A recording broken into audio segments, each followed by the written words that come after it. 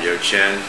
I am a grantee in Antarctica, a scientist, and I happen to have a family with two beautiful girls and a beautiful wife, and no pets at this point, but I used to have a crazy dog named Max, and this is my 4th season in Antarctica. I'm down for the entire month of December, then I head home at the end of December, and fascinating and most anticipated activity in Antarctica, going into the field, doing field work, which is what I love to do.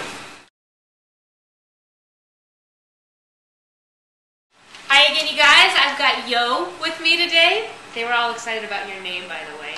Great, it's a great name. It is the best name. It is the best name. And I have 10 more questions from students at the South Whidbey School District to ask Yo today. He came down a little bit later than the rest of the team. He spent a lot of time messing around with this lovely machine that you see behind us here. It's been making him pull his hair out and pet it at the same time, but I think we've got it working finally.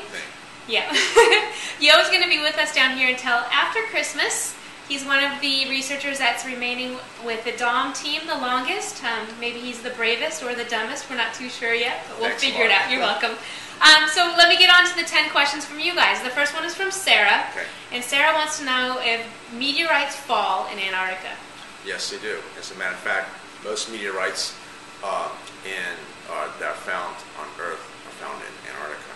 And the famous one, the Allen Hills meteorite that was studied back, I don't know, 10 years ago, came from Mars, and they thought that it might have some bacteria associated with Mars, but the results we find now inconclusive, so that's too bad.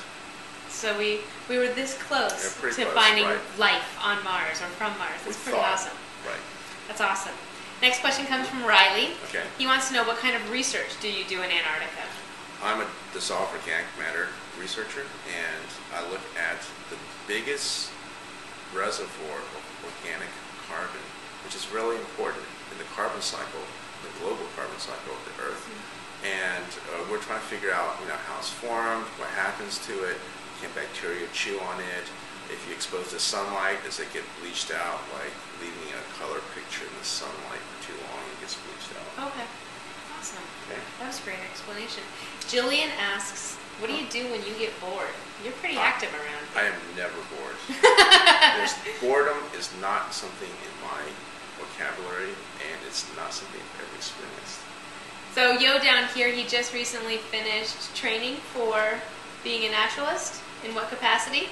Training of being a naturalist? Well, a guide. How's that? Okay. Oh yeah, I was trained to show the huts around. The huts from the British explorers that were set up to reach the South Pole in the beginning of the last century. There were 3 important expeditions. Actually, 4 important expeditions. The 01-04 Scott expedition, the Nimrod expedition by Shackleton in 07-09, and then the 11-12 Scott expedition, which tragically ended in the deaths of Captain Scott and his crew of 5 or 4 others that was trying to make it to the pole. And I think 1914, 1916 Lost Sea resupply expedition that was supposed to resupply Ernest Shackleton's transcontinental crossing of the Antarctic.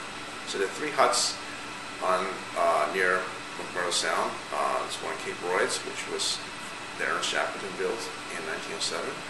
There's the Cape Evans hut that Scott built in 1911, and there's Discovery Hut right here on base, which Scott also built in 1901. It was originally intended to be used as a storage facility, but people actually lived there even through the Antarctic winters. Wow, crazy.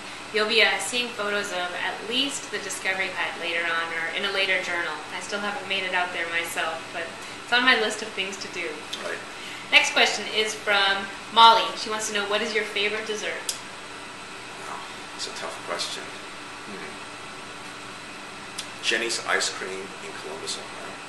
That's the same thing that Colin said. Yeah. The honey pistachio. No, the salty caramel. Ooh. It's really good. I think I might have to take a trip to Columbus just to get the ice cream now. Jenny's ice cream. That's awesome. Hi, Jenny. Thanks for making great ice cream. Right. Bella would like to know, have you ever held a penguin? No, I've come really close to penguins within, I don't know, a foot or so, but I've never actually held a penguin. You're not allowed to really hold penguins or disturb them in any manner. Yep. Lucas has Lucas has 4 questions for you. Very inquisitive boy today. All right. He wants to know, I'll ask him sort of in succession. Are you married? Yes. How old are you? 50. How many kids do you have? 2. And do you like your job here in Antarctica? I love my job in Antarctica. Nice. That was quick. Easy. Okay. Lucas, you're supposed to know not to ask how old people are. I'm not embarrassed. No, that's good. The last one comes from Kyrell. He wants to know, when did you know that you wanted to be a scientist? That's a good question. Probably since I was like a preteen, like when I was 10 or 11 or so. And my parents wanted me to be a doctor. Being Asian Americans, all Asian American parents want their kids to be doctors. And I said, forget that. I want to be a environmental geoscientist. And that's why I became.